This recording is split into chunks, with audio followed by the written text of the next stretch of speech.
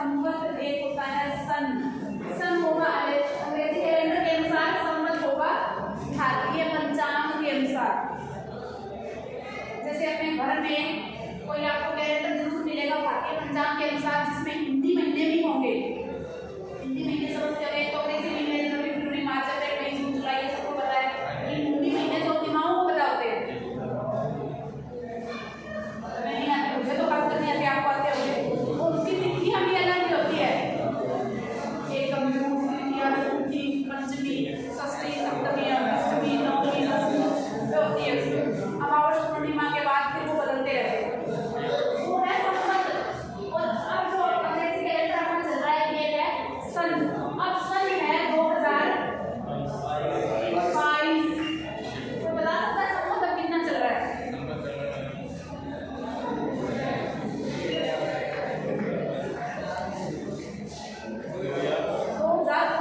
चल रहा है, यानी इन दोनों के बीच में 57 साल का फर्क है।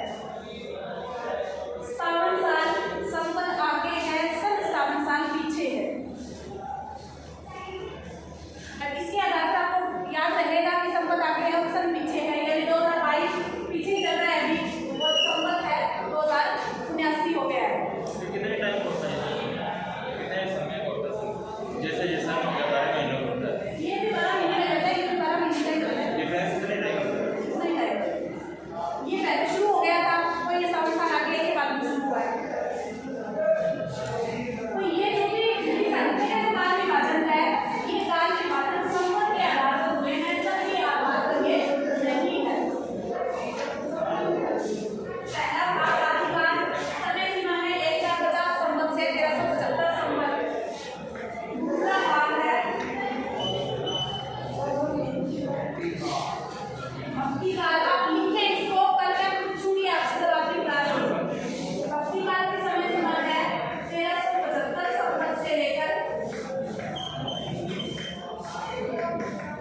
1700 संवत।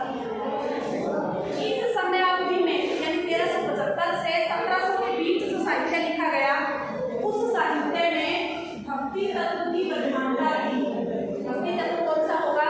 जहाँ ईश्वर के प्रति विनती का भाव, ईश्वर को संबोधित करते हुए उनको आराधना के साहित्य लिखा जाए। जैसे राम से संबंधित है, जैसे कृष्ण से संबंधित है, जैसे निर्गुण निराकार ईश्वर को लेके है, वो सारा कुछ साहित्य है वो भक्ति काल में आता है।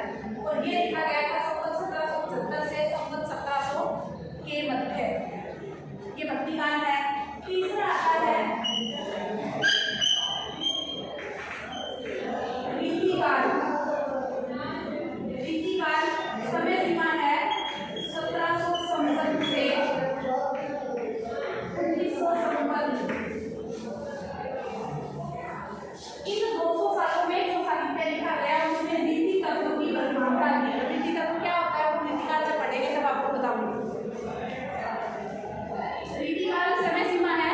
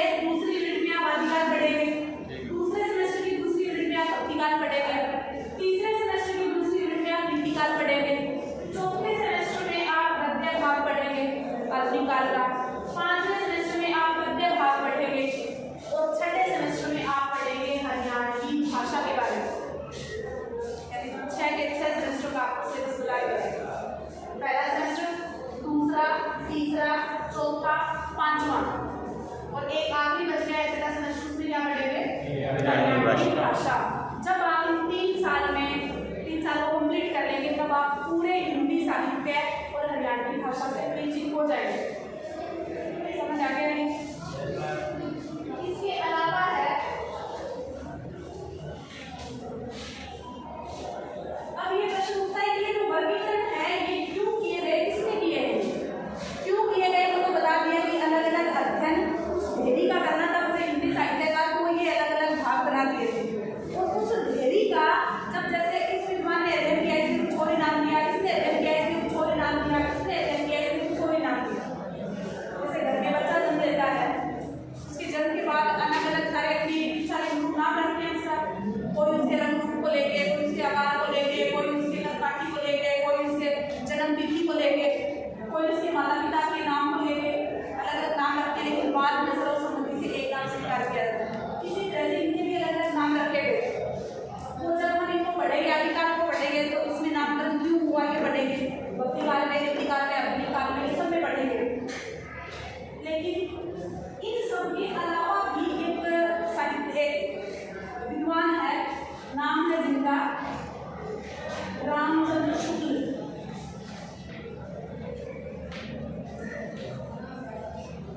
उन्होंने इस पूरे हिंदी साहित्य जो कि 4 भागों में बटा हुआ है, इन्होंने सिर्फ 3 भाग बांटे हैं इसके।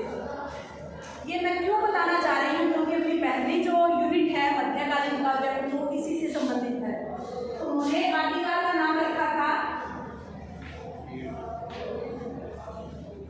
वीरगाथा, वीरगाथा काल, आदिकाल का नाम रखा। इन दोनों को मिला के ये उन्होंने कहा कि अलग अलग नहीं होगा, इन दोनों का इकट्ठा ही नाम होगा, जिसका नाम होगा मध्यकाल, मध्य यानी बीच का काल। और इस चौथे काल को उन्होंने नाम दिया क्योंकि इसमें गद्य की प्रधानता है, इसलिए इसको गद्य काल नाम दिया। ये किसके द्वारा दिए गए हैं?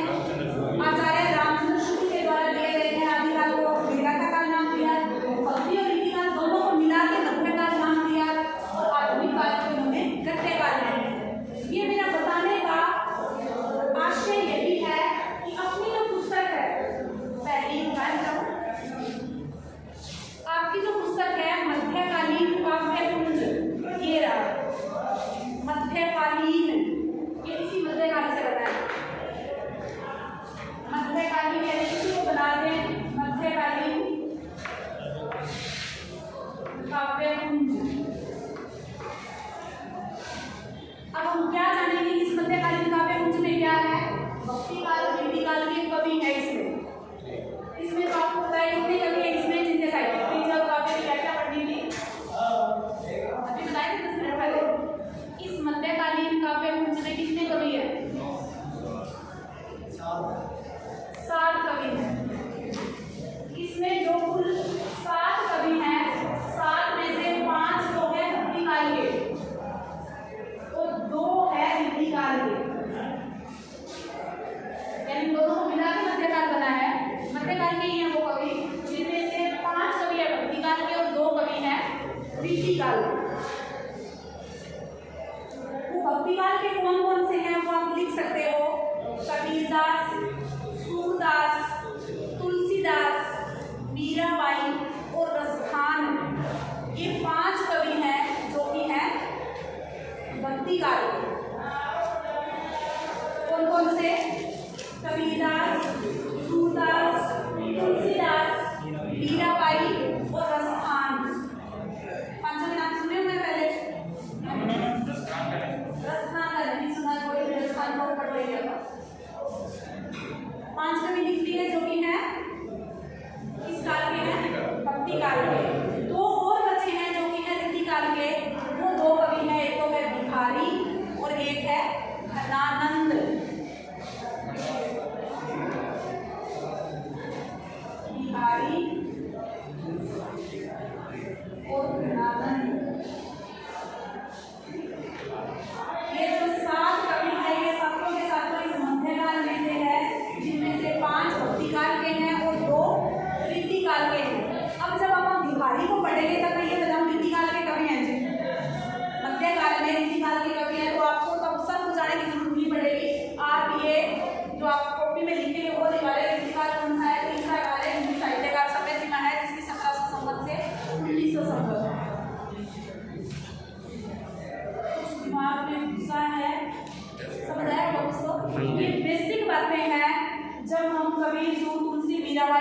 बिहारी और गजानन को पढ़ने से पहले हमें जान लेनी जरूरी है। तब वहाँ गए अम्मी कबीरदास किस काल के थे?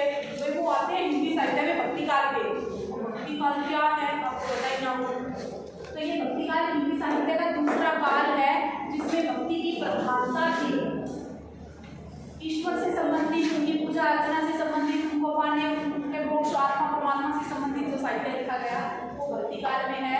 और इस काल के 5 कवि हैं अपने सिलेबस में, कबीरदास, सूरदास, तुलसीदास, मीराबाई और रसखान।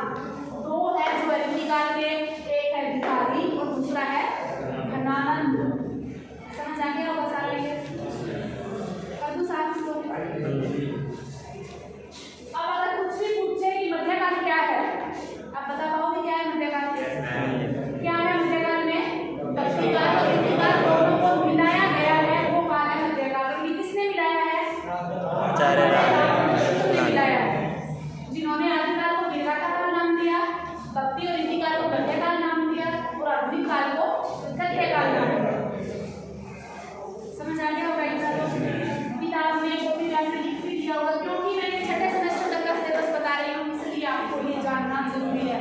जब आप 5वें छठे सेमेस्टर में मेरी क्लास में नहीं होंगे आप, लेकिन वहाँ भी जब आपको कोई टीचर कोई आपके सर मैडम कुछ करवाएंगे कि अब हम करेंगे आधुनिक काल का गद्य भाग, अब हम करेंगे आधुनिक काल का गद्य भाग, तब आज की क्लास आपको याद जरूर आनी चाहिए कि हाँ ये जब मैं पहले सेमेस्टर की पहली क्लास लगा रहा था हिंदी की, तब जरूर बताया था टीचर ने। याद रहेगा? ये याद रखने के लिए मैंने आपको कॉपी में लिखवाया है, क्योंकि लिखा हुआ थोड़ा जल्दी याद रहता है, बाद में कभी देखना भी पड़े तो भी वो रहेगा आपके पास।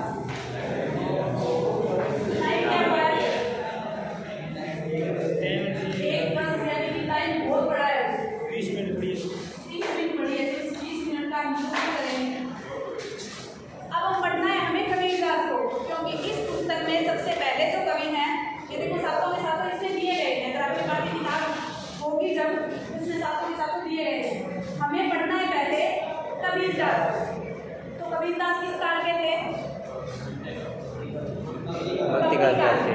तो हमें, क्योंकि 5 कवि हैं इसमें पहले, कबीरदास, सूरदास, तुलसीदास, मीराबाई, पांच हम पांचों को हमने करना है, तो क्यों नहीं हमें पहले भक्ति काल को भी जानना चाहिए। भक्ति काल जो हिंदी साहित्य का कौन सा भाग था?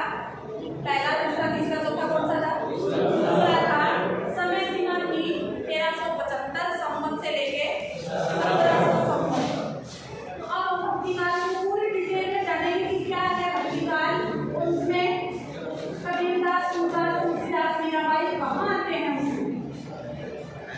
भक्ति काल क्यों कहा गया? क्योंकि इसमें भक्ति तत्व की प्रधानता थी, ये आपको बता दिया। अब आगे हम इसी भक्ति को 2 भागों में बांटेंगे। क्या आपने बाकायदा जैसे यहाँ का डायग्राम जैसा कि आप भी अपनी कॉपी में बनाएंगे। वो सिर्फ भक्ति के 2 प्रकार हैं। एक भक्ति है सगुण भक्ति और दूसरी भक्ति है निर्गुण। नाम सुना हुआ है पहले? किसे कहेंगे सगुण, किसे कहेंगे निर्गुण? बता सकता है कोई? सगुण किसे कहेंगे, निर्गुण किसे कहेंगे? हाँ जी, नहीं दिया था। मूर्ति पूजा यानी गुण का मतलब है यहाँ आकार, और सैगुण यानी आकार सहित है जो ईश्वर, उसकी भक्ति करना सगुण भक्ति होगा। यानी जिस ईश्वर के आकार, रंग, रूप, जाति, प्रकार, रूपरेखा सब कुछ है जिस ईश्वर का, वो होगी सगुण भक्ति। और जो गुण यानी आकार निराकार होगा, जो इसका कोई आकार, प्रकार, रंग, रूप, जाति, भेद नहीं होगा, वो होगा निर्गुण में। हम कौन सी पूजा कर रहे हैं अपने घरों में, मंदिर में? कौन सी पूजा कर रहे हैं? सगुण कर रहे हैं हम भक्ति। और निर्गुण जिसका आकार, रंग, प्रकार कुछ भी ना हो, कुछ भी ना हो, उसकी पूजा कैसे की जाए? ये प्रश्न उठता है। निर्गुण धार्मियों का ये मानना है कि ईश्वर है वो किसी मूर्ति में, किसी तस्वीर में, किसी पत्थर में, किसी मंदिर में, किसी मस्जिद में विद्यमान नहीं है, वो कण कण में हर जगह विद्यमान है। ये 2 प्रकार किसके थे? सगुण और निर्गुण। भक्ति के 2 प्रकार थे, इन्हीं में से आगे 2 काव्य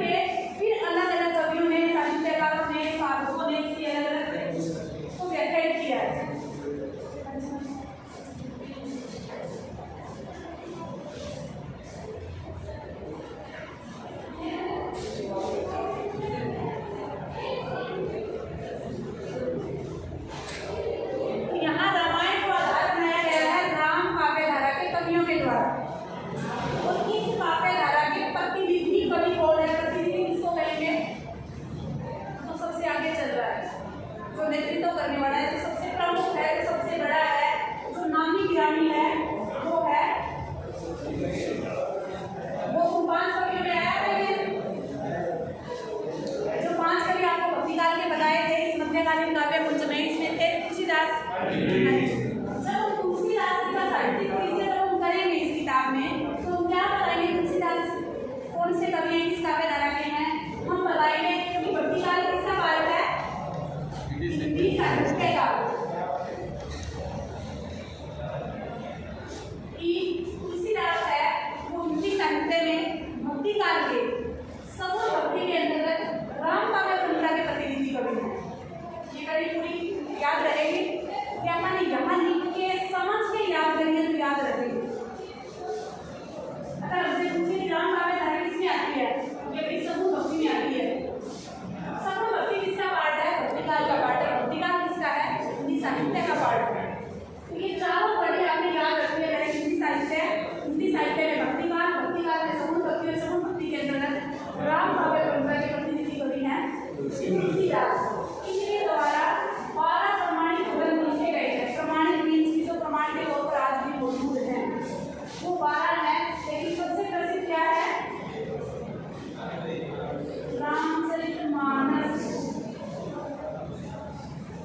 इनके कार्य सबसे ज्यादा प्रसिद्ध है, इनकी भाषा है अवधी। समझ आ गया?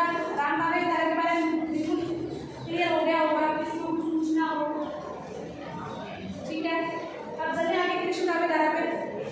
कृष्ण रामायण को आधार बनाया गया है, कृष्ण काव्य धारा में बनाया गया है गीता को आधार। गीता का नाम श्रीमद् भागवत गीता के आधार पर कृष्ण काव्य की रचना हुई है। ठीक है, नाम रखा हुआ पहले गीता के बारे में। गीता के धारा कृष्ण का उपदेश, ज्ञान, सब कुछ उसी को आधार बना के कृष्ण काव्य धारा लिखी गई है। प्रतिनिधि कवि है इसमें सूरदास, ये तो है प्रतिनिधि। इसके अलावा जो है मीराबाई, नाम आया है उसमें, आया था नाम। एक और नाम है रसखान, ये भी कृष्ण काव्य परंपरा के ही कवि है। मीराबाई, रसखान और प्रतिनिधि कवि कौन है? सूरदास। इनकी भाषा ब्रज भाषा है, क्योंकि श्री कृष्ण का प्रवेश कौन सा था? ब्रज प्रवेश था, इनके कारण इनकी ब्रज भाषा है। यहाँ राम का जो क्षेत्र है वो अयोध्या है, अवध नगरी है, इसलिए इनकी भाषा अवधी है और इनकी भाषा है ब्रज। सूरदास के द्वारा 3 ग्रंथ लिखे गए हैं जो प्रमाणित है, सबसे प्रसिद्ध है, और उनमें 3 में सबसे जो मुख्य है वो है सूरसागर। चलो इनका साहित्यिक परिचय पढ़ेगा, सिलेबस में इनका भी पढ़ेंगे, उनके ग्रंथों के बारे में डिटेल में पढ़ेंगे। तो अब अगर पूछा जाए कि सूरदास किस काव्य धारा के बता पाओगे आप? हिंदी साहित्य में भक्तिकाल के अंतर्गत सगुण भक्ति में कृष्ण काव्य परंपरा में आते हैं। सूरदास को पढ़ाते समय मैं ये पूछूं कृष्ण काव्य परंपरा क्या है, या आपके खुद के दिमाग में आए कि कृष्ण काव्य परंपरा है क्या? जवाब मिल जाएगा यहाँ से? क्या है कृष्ण काव्य परंपरा? भक्तिकाल में सगुण भक्ति के अंतर्गत आती है कृष्ण काव्य परंपरा, जिसमें कृष्ण के जीवन को आधार बनाया गया है। सगुण भक्ति हो गया क्लियर? आगे चले निर्गुण पे। निर्गुण जिसमें ईश्वर के किसी भी रंग, रूप, आकार, प्रकार को नहीं माना जाता। निर्गुणधारियों का यह मानना है कि ईश्वर है वो यहाँ भी व्याप्त है, यहाँ भी है और यहाँ अंदर भी है हमारे। उनको जानने की जरूरत है, और उनको जाना कैसे जाए? ज्ञान के माध्यम से उनको जाना जाए। तो जैसे इनका आधार गीता है, इनका आधार रामायण है, इस सगुण में निर्गुण में 2 धाराएं हैं। एक है संत काव्य धारा और दूसरी है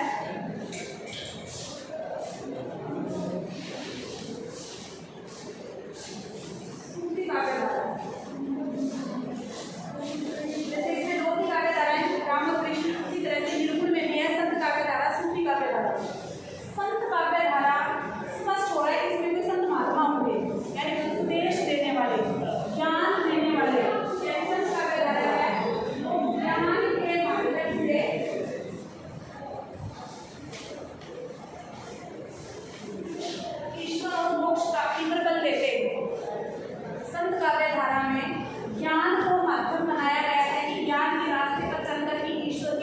हो सकती है। इसलिए इस काव्य धारा को एक और नाम से भी जाना जाता है, ज्ञान मार्ग की शाखा।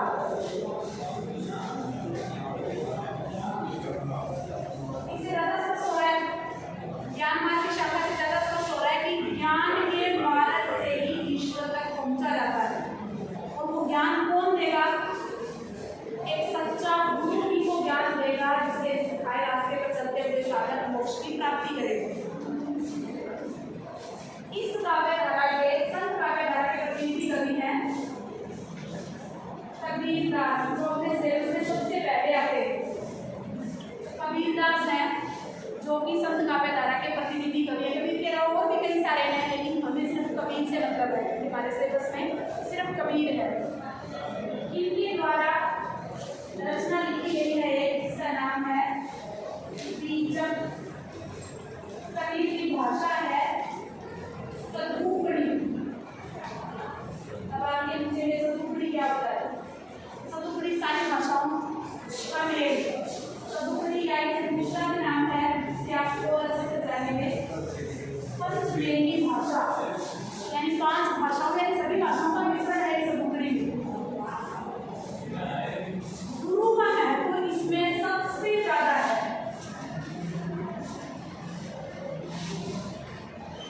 गुरु को तो भगवान से भी बड़ा दर्जा इसमें दिया गया है। एक बार पढ़ा होगा आपने, गुरु गोविंद लोग खड़ेगा कि आप खाली गुरु आपने जिनको दियो बताए कि गुरु और गोविंद यानी गुरु और भगवान दोनों मेरे सामने खड़े हैं, मुझे किसके चरण स्पर्श करने चाहिए? पहले गुरु के चरण में पहले स्पर्श करूंगा, क्योंकि गुरु के द्वारा ही मुझे ईश्वर की गोविंद की प्राप्ति हुई। इसलिए गुरु का स्थान इस संत काव्य परंपरा में सबसे बड़ा है। और संत काव्य परंपरा को दूसरे इस नाम से जाना जाता है, ज्ञान मार्ग की शाखा के नाम से। तो अब अगर कबीर का पूछा जाए कि कबीरदास किस काव्य धारा के कवि हैं, बता पाएंगे आप? संत काव्य धारा किसमें आती है? बिल्कुल में। किसमें आता है? भक्तिकाल में। भक्तिकाल आएगा साहित्य। हो गया क्लियर है? अब चले आगे सूफी पे, जहाँ संत काव्य धारा में ज्ञान को आधार बनाया गया है। इसलिए इसी प्रकार से यहाँ प्रेम के माध्यम से ईश्वर तक पहुँचा जाता है। प्रेम नहीं आसान है, प्रेम को कोई करता है। प्रेम करने में लोग मर्जी मार जाए और मोक्ष प्राप्त कर लेंगे। ये वो प्रेम नहीं है, ये मानसिक या शारीरिक प्रेम नहीं है, आध्यात्मिक प्रेम की बात कही गई है। उदाहरण बताऊंगी आपको, जिससे आपको अच्छे से समझ आएगा। प्रेम के माध्यम से ईश्वर तक पहुंचा जाएगा, इसलिए इसका नाम है प्रेम मार्ग की शाखा। क्या लिखे तो याद रहेगा? अगर आप ये जाओ कि बिना लिखे मुझे याद रह जाएगा, याद बड़ा बिल्कुल फटाफट लिख रहे हैं, मुझे कैसे पता याद रहेगा? ये मैं जो यहाँ लिख रही हूँ, ये मेरे 10 साल का अनुभव है और आपका पिछले 10 मिनट का है। आपको भी जब 10 साल का हो जाएगा तो वो आप भी ऐसे मुझसे भी ज़्यादा फास्ट लिखेंगे, ज़्यादा फास्ट, इससे अच्छा बता पाएंगे। लेकिन अब आपको ये प्रैक्टिस करने की या समझ कर याद करने की जरूरत है। यानी प्रेम के माध्यम से ईश्वर तक पहुंचा जाएगा, इसलिए इसका नाम प्रेम मार्ग की शाखा है। इसके प्रमुख कवि है मीराबाई।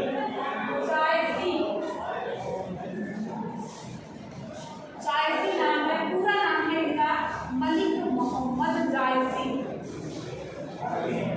ये कवि हैं, सूफी काव्य परंपरा के प्रतिनिधि कवि हैं। अब इनकी रचना के माध्यम से आपको उदाहरण दूंगी। इनकी भी भाषा होती है, रचना है इनकी पद्मावत। नाम सुना हुआ है? पद्मावत कभी सुना नाम? पद्मावत फिल्म तो देखिए जी, देना चाहिए था जी, सुना है ना? फिल्म तो देखिए जी। मैं उसी की बात कर रही हूँ। देखिए पद्मावत देखी हुई है, वो उदाहरण है सूफी काव्य परंपरा का, प्रेम का उदाहरण है। इसलिए मैं 3 बातें पकड़ूंगी उस मूवी से। पद्मावती, अपन किसी का पद अच्छा अभिनय है, बड़ी अच्छी एक्टिंग है, तो देख के बड़े करिए अपन। वो पद्मावती है, वो प्रतीक है मोक्ष की। अब मोक्ष प्राप्त करना है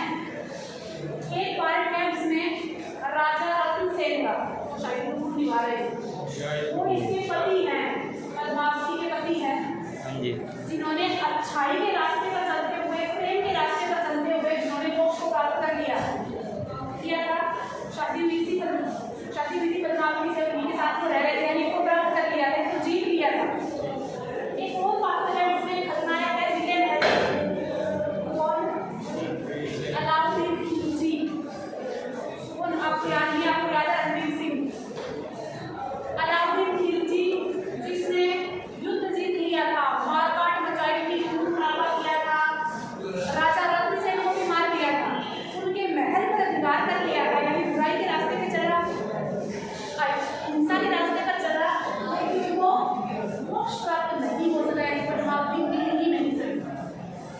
इस प्रतीक को सोच के अपन ने कभी मूवी नहीं देखी, अपन ने बस दीपिका पादुकोण, शाहिद कपूर और रणवीर सिंह को देख के अपन ने मूवी देख के परे करे, लेकिन वो प्रतीक है पद्मावती, मोक्ष का प्रतीक है। राजा